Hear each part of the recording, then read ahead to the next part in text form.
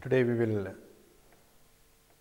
discuss the gauge symmetry, which is the way of understanding the interactions of particles. As we go on, it will be clear what we mean by that. So far we have been discussing the interactions of particles through their equations of motion, and we did motivate the Dirac equation, how it arises, and also the Klein-Gordon equation, and then basically use the perturbative technique to compute the cross section. We went on to describe the weak interaction also along the line of the electromagnetic interactions, and now we will try to see how everything can be understood from a symmetry point of view, or which then can be taken as the basic principle, guiding principle, and things can be built from these guiding principles. For that, we will start with what is called the Lagrangian of the system.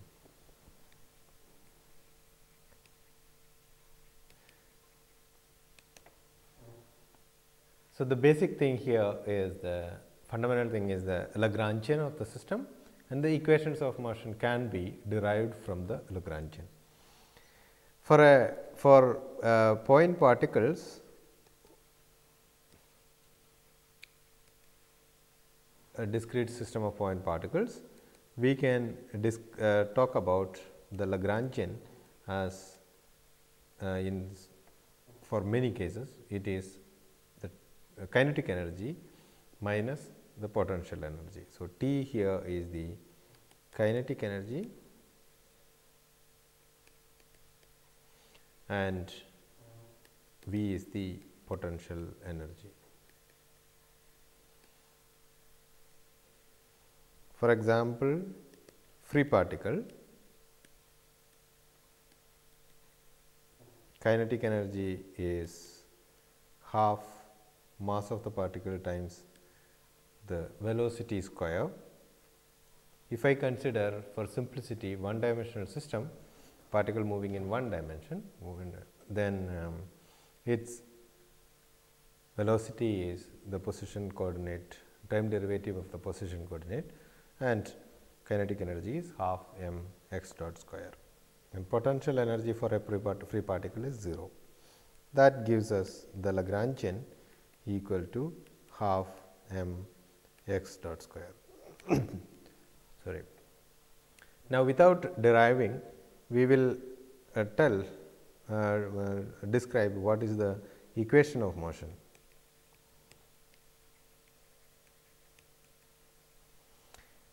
In this case, you take the derivative of the Lagrangian with respect to x dot, and that will give you derivative with respect to x dot of half m x dot square, which is equal to m x dot. Now, you take the time derivative of this, that is x double dot, and equation of motion for any Lagrangian with one such coordinates is time derivative of the Lagrangian with respect to velocity minus derivative of the Lagrangian with respect to the coordinate itself is equal to 0. That is the equation of motion, which is called Euler-Lagrange equation of motion.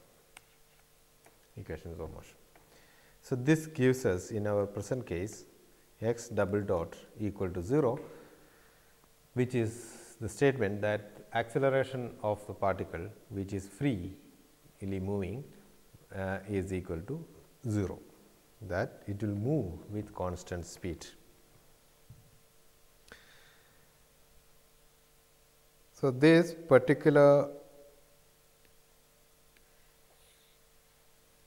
Euler-Lagrangian equation can be generalized to more than one coordinates, and in particular we are interested in continuous system of particles.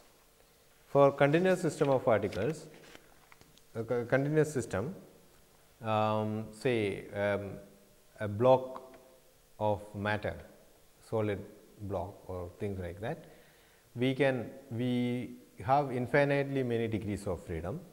So, there are infinitely many particles, very large number of particles. So, infinitely many in loosely speaking, and this can be then considered as, or the position of the particular point. Okay, so, we can assign some kind of a function which describes the configuration of the system at a particular time in that way. So, for that actually we rely on we will define some function which is a function of the spatial coordinates and the time coordinates, or in general we can write it as a function of the 4 vector. Okay. And we can consider the Lagrangian now as a function of, instead of the coordinates and the velocities, in the case like in the case of the particle mechanics, we can now consider it as function as a function of these phi's, which are the functions of the coordinates, and the derivatives, spatial and time derivative of this, and it can also depend explicitly on the spatial coordinate. And this is basically what we will consider to start with is the Lagrangian density in this case.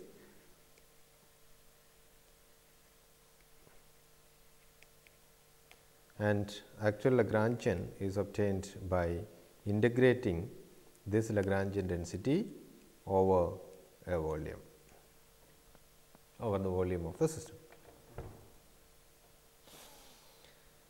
And the equations of motion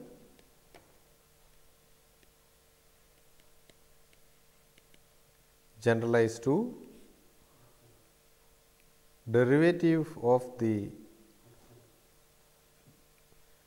Lagrangian density with respect to the dou phi or dou mu phi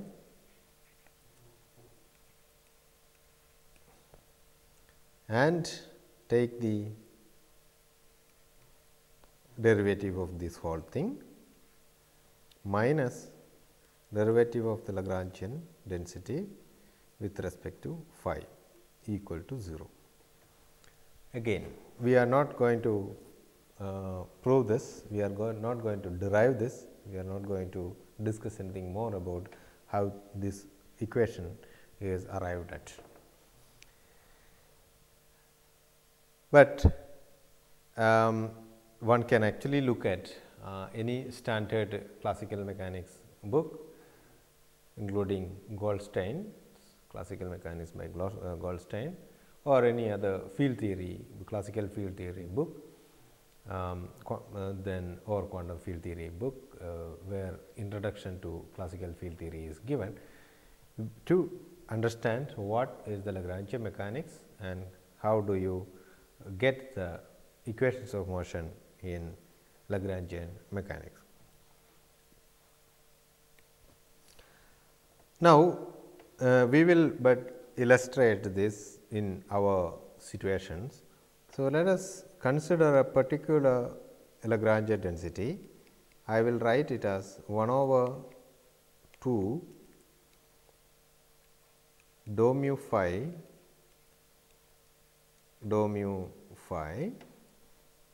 minus m square over 2 phi square for some field phi. some function of x mu, phi is some function of x mu. So, in that case I can write dou L by dou phi, I will get it as m square phi and dou L over dou derivative with respect to dou mu phi. How do I write it? Second term there is no dou mu, but the first term has. So, what I will do is to write it in a more convenient way. It is, there is a factor of 1 over 2 there, and I will write it as dou alpha phi dou alpha phi, so that there is no confusion with the mu that we are taking. Alpha is a dummy index and mu written in the Lagrangian density is a dummy index. So, I can write it in this fashion.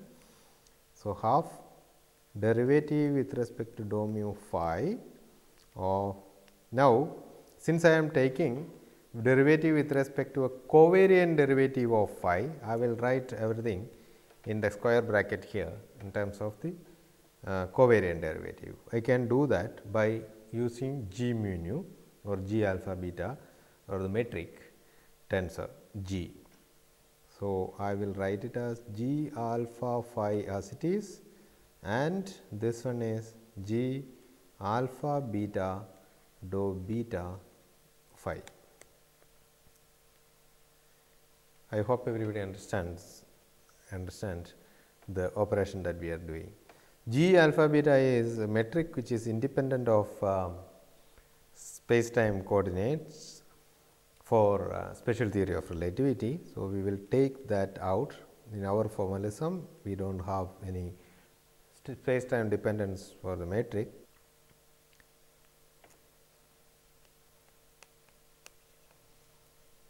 Okay, so, then we have dou alpha phi dou beta phi. What is this? Derivative with respect to mu dou mu phi of dou alpha phi dou beta phi. I have just rewritten this thing here, is equal to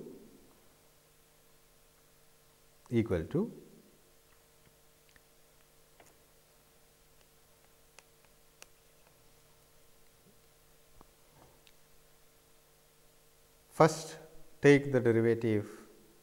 I will go slow here, so that we understand the steps, and then we will go a little faster later on. First, let me take the derivative with respect of the first factor here, dou alpha phi, okay, and the other one is a spectator, plus do the other way around, dou alpha phi is a spectator and the derivative acts on dou beta phi, which is equal to, this two are the same as long as you have same index on both the one which you are differentiating and the one which you are differentiating with respect to. So, this essentially gives you a delta mu alpha, a Kronecker delta, which says that this is equal to 1 if mu is equal to alpha is equal to 0 otherwise. Dou beta phi plus similarly dou alpha phi delta mu beta. In case you get lost with the indices, what you have to check at every stage is that the number of free indices on either side and in all the terms are the same, and wherever you have a repeated index, that is summed over, and that you want that to be summed over.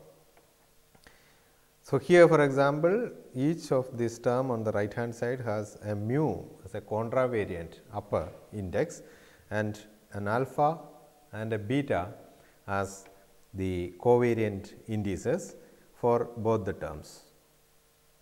and on the left hand side we have a covariant alpha and beta indeed, and a covariant mu in the denominator, which is equivalent to a contravariant mu in the numerator. So, that is fine. This is what you have.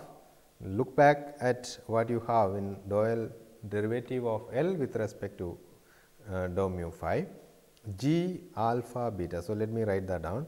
Derivative of L with respect to dou mu phi is then equal to g alpha beta by 2 g alpha beta contravariant by 2 into whatever else that we have here in this thing. So, that is delta mu alpha dou beta phi plus dou alpha phi delta mu beta.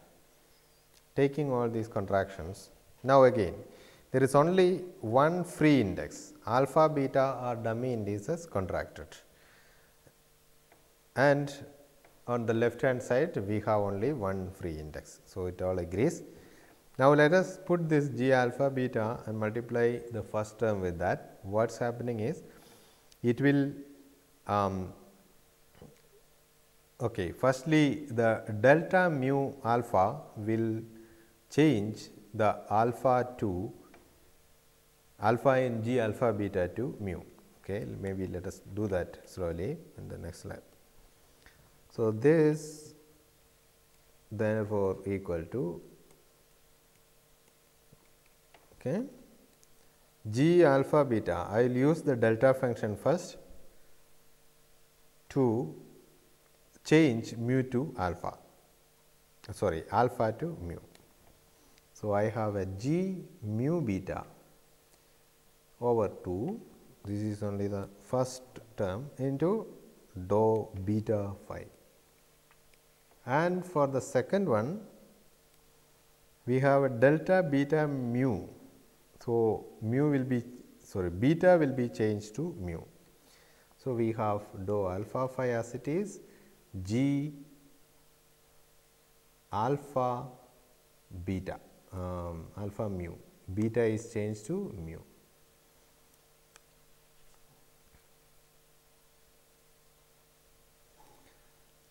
Again by 2. So, this is equal to 1 over 2.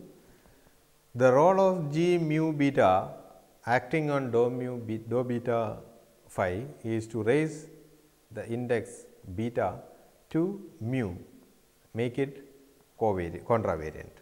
So, we have first term dou mu phi, second term instead of beta you have an alpha, no other difference. So, it is dou mu phi, which is equal to dou mu phi without a half factor. That is it, all right. So, that is what you have here, and you have one part, this one, which will go into the equation of motion, and the other part here. Okay.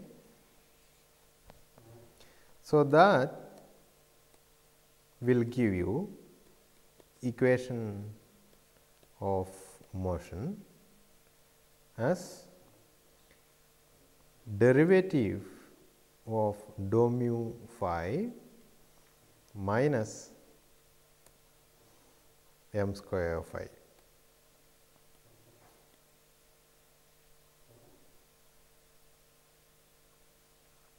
Sorry, actually there is a minus sign here already. So, it should be plus m square phi.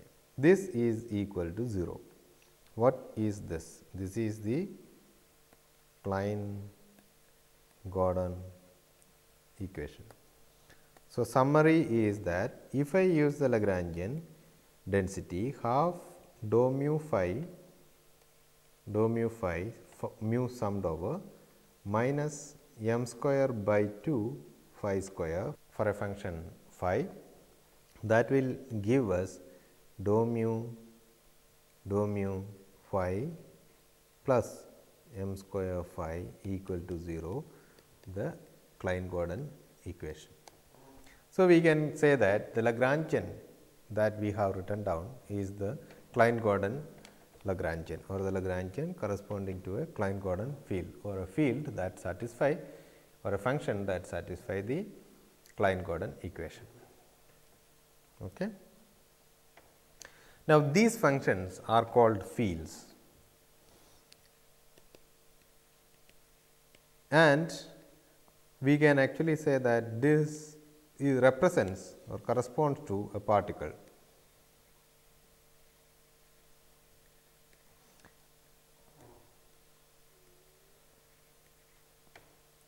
So, this is field is the one which will represent a particle.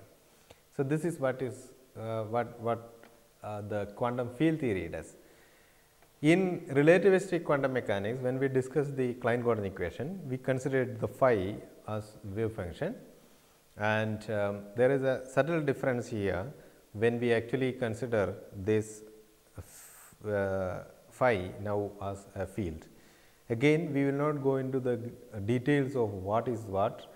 It can be taken as a kind of a technical difference here, but the bottom line for us today here is that we represent particles now by fields, or rather the fields acting on some vector space or the state vector, and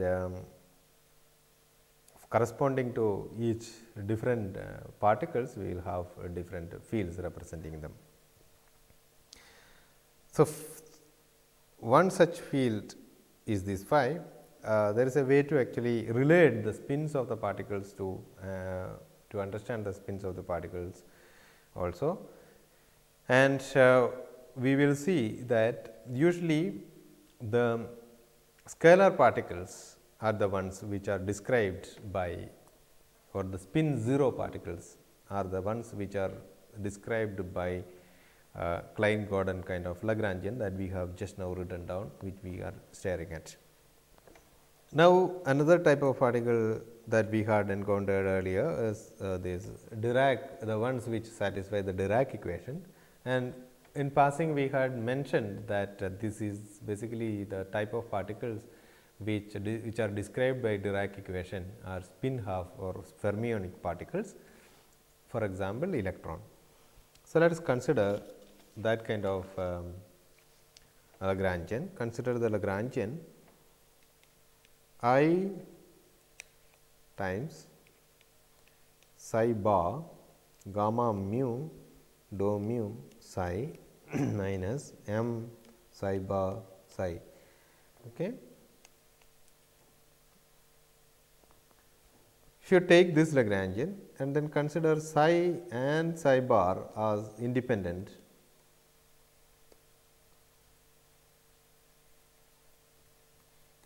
degrees of freedom, independent wave functions. So, Lagrangian is a function of psi, psi bar and dou mu psi in this case. Now, let us look at the equation of motion with respect to, there are two such degrees of freedom. So, with respect to each of these we have to consider the equation of motion. When we consider it with respect to psi bar, we have no derivative term for psi bar. So, this is equal to 0.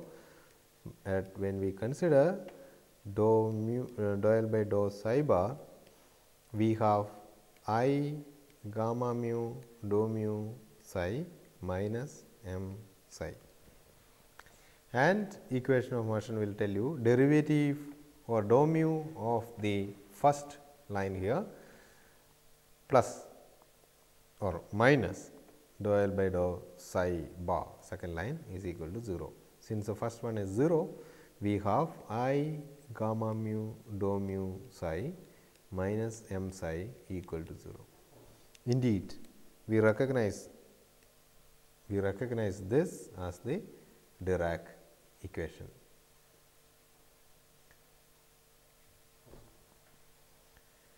So, this Lagrangian gives us the Dirac equation. What about the other degree of freedom psi. So, when we take derivative with respect to dou mu psi, we have I psi bar gamma mu and dou L by dou psi is equal to minus m psi bar. Together this will give you I dou mu psi bar gamma mu plus m psi bar equal to 0. Indeed, this is the conjugate equation corresponding to the above Dirac equation. So, we have the Dirac equation and the conjugate equation from this Lagrangian given here.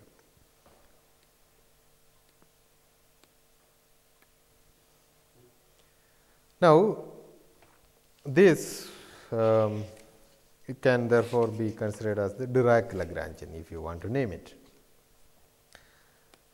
So, psi here is the field corresponding to the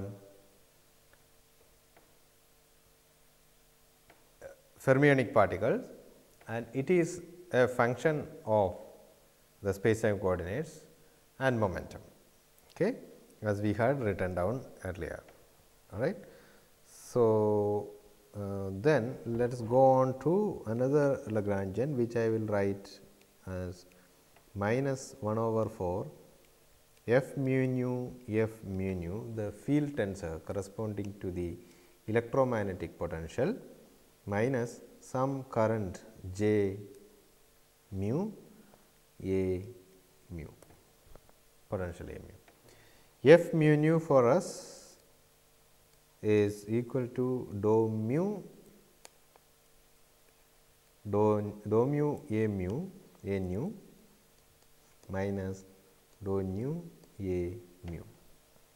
So, if I expand the Lagrangian f mu nu, I have minus 1 over 4 dou mu A nu minus dou nu A mu contracted with dou mu A nu minus dou nu A mu minus J mu A mu. Remember also the Lagrangian density should not have any free index. So, all the indexes are summed over. So, then only you will have an invariant quantity. Lagrangian density is a Lorentz invariant quantity, Lorentz scalar. So, this is when I open the bracket dou mu A nu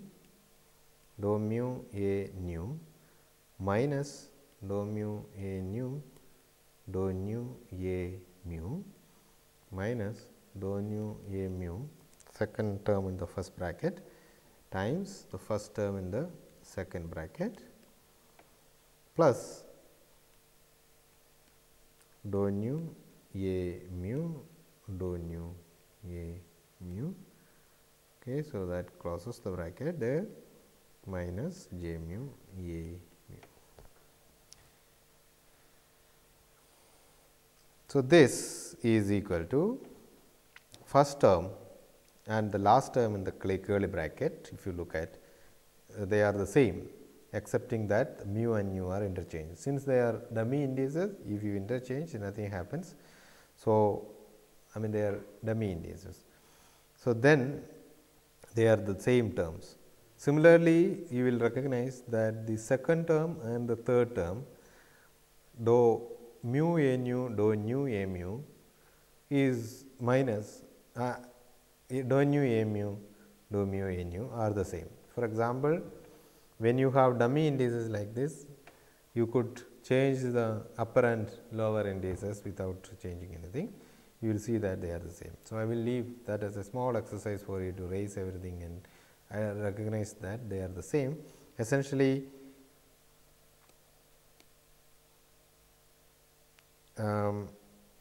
this term that I will circle with a blue line.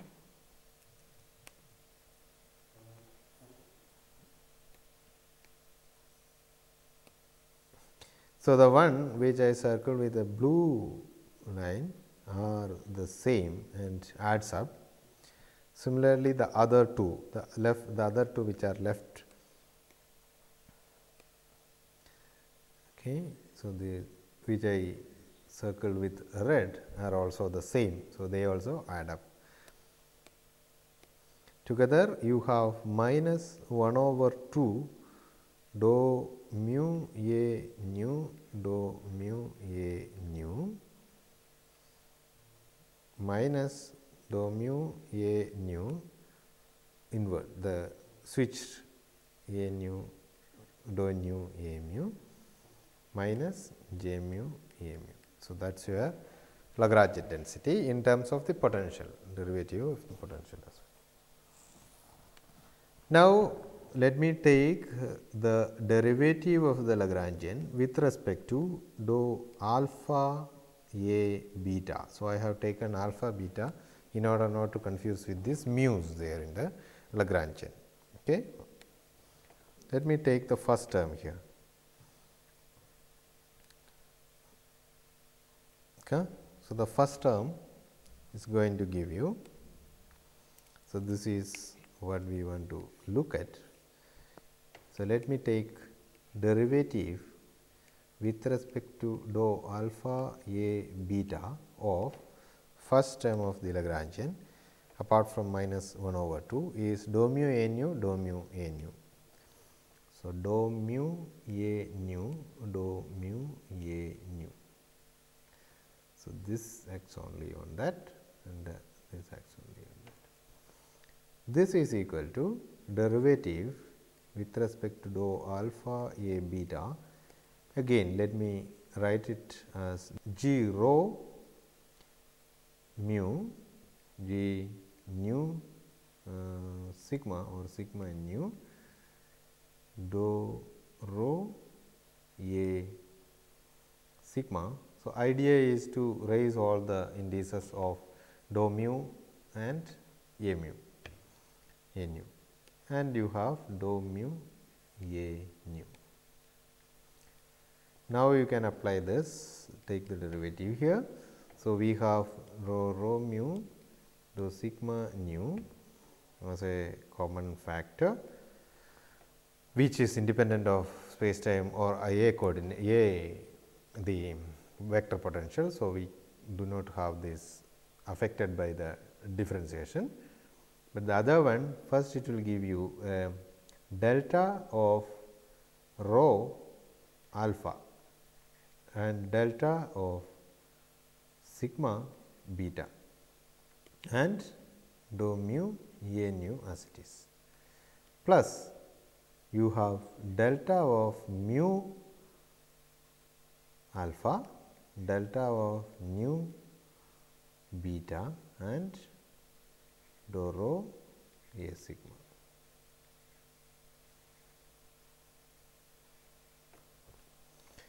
Which is equal to now delta rho alpha, when you will change the rho on the g rho mu to alpha, g alpha mu g beta nu dou mu a nu plus similarly g alpha rho g sigma beta dou rho a sigma, which is essentially equal to dou alpha a beta, and the other one also give you dou alpha dou beta. So, this is twice this. So, first term here will give you twice dou alpha a beta, and do a similar analysis, and you will see that the second term will give you dou L over dou of dou alpha A beta as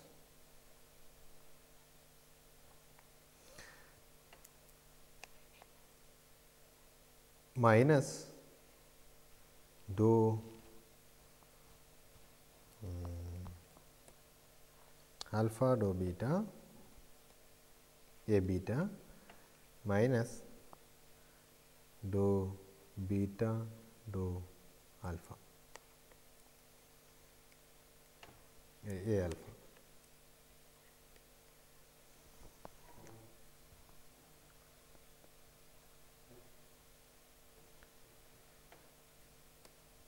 Okay. So, and this is the first part. Other term in the Lagrangian is j mu a mu with a minus sign.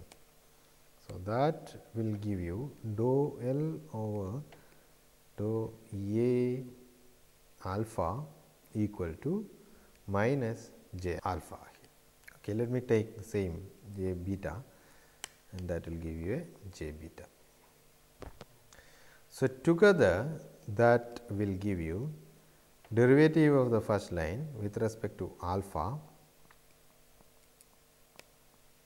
in the numerator of minus dou alpha A beta plus dou beta A alpha plus j beta is equal to 0. So, this is equal to essentially minus dou alpha f alpha beta plus j beta equal to 0, or dou alpha f alpha beta equal to j beta. You recognize this as the Maxwell's equations. Okay. So, therefore, the Lagrangian that we considered here leads to Maxwell's equation. All right. So, we have described three different Lagrangian. Okay. One, L is equal to 1 over 2 dou mu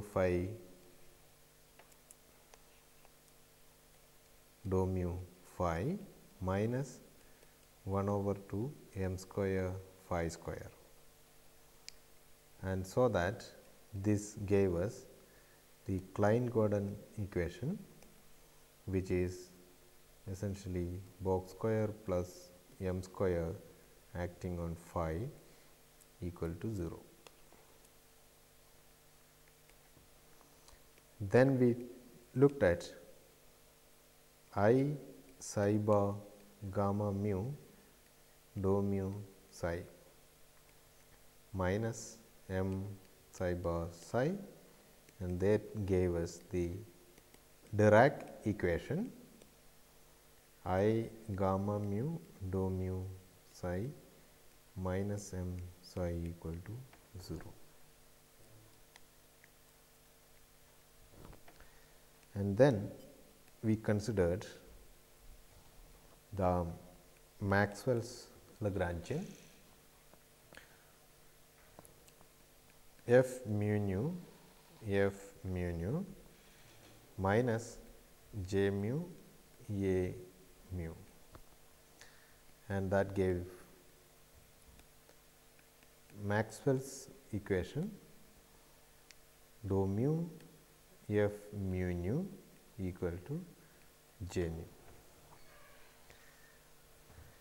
Okay, so we have somewhat familiarized ourselves with the Lagrangian and equations, and then we understand how we can write down the Lagrangian corresponding to the Dirac equation, Klein-Gordon equation, Maxwell's equation, which are the three familiar equations that we had discussed in the earlier this ones. So, the task that we have now next is how to write down the Lagrangian with interactions of the particles included. So, not just the free particle is not a very interesting thing, that will not tell us what the dynamics is, it tells us only how the free particle will propagate, that is fine. But if you want to understand the dynamics, how they behave under various different situations, especially under the basic forces, then we need to include the interaction in the theory. So, we will just now see how this interaction can be taken into account this time.